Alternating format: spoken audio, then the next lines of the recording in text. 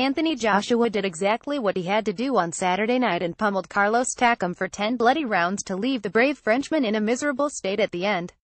There was a tiny outrage at the referee's messy intervention, but the awful truth, on a harsh night in Cardiff, is that Takam was 9 rounds down going into the 10th. Each eyebrow had an open wound, which had been inspected by the ringside doctors. Takam might just register as the toughest man Joshua has fought when, at some point in the next 10 years, the British idol retires.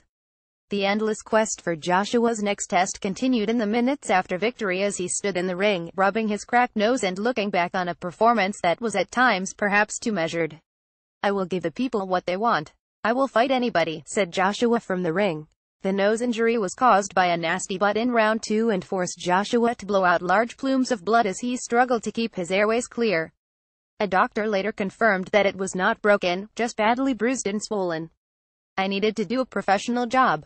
I needed to take him out safely," Joshua insisted. He is right, and he did, offering few highlights as he slowly battered Takam until the 6 or 7 unanswered punches forced the referee to intervene. The crowd of just under 80,000 booed. They always do, but Takam's complaints in the ring were muted by his own corner, who had to go immediately to work to shut the cuts across his brows. Takam did more than he promised and silenced any doubters with his resistance.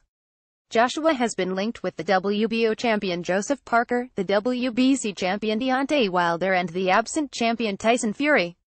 Right now Joshua has the IBF and the WBA belts, and no heavyweight has ever managed to unify the 4 belts.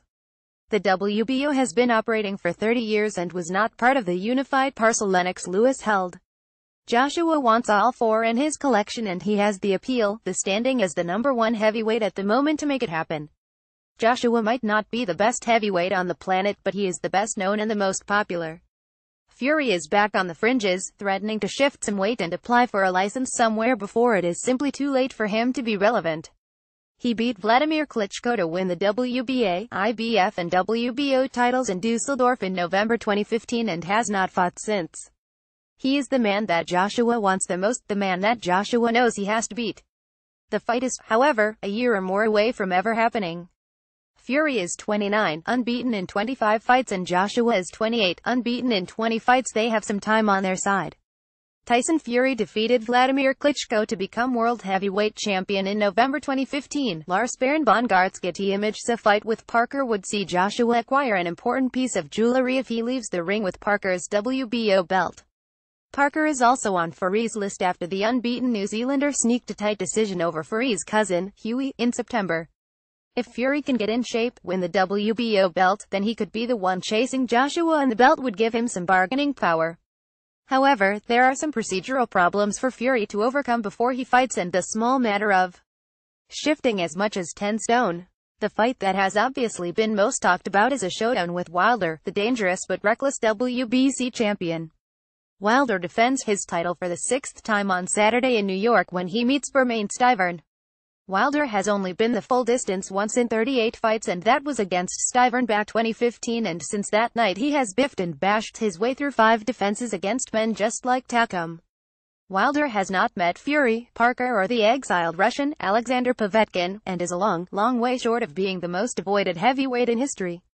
Wilder and his people believe they are the attraction, and they also want to fight with Joshua to be in the USA. He can make so much more money fighting Joshua here in Britain, insisted Hearn.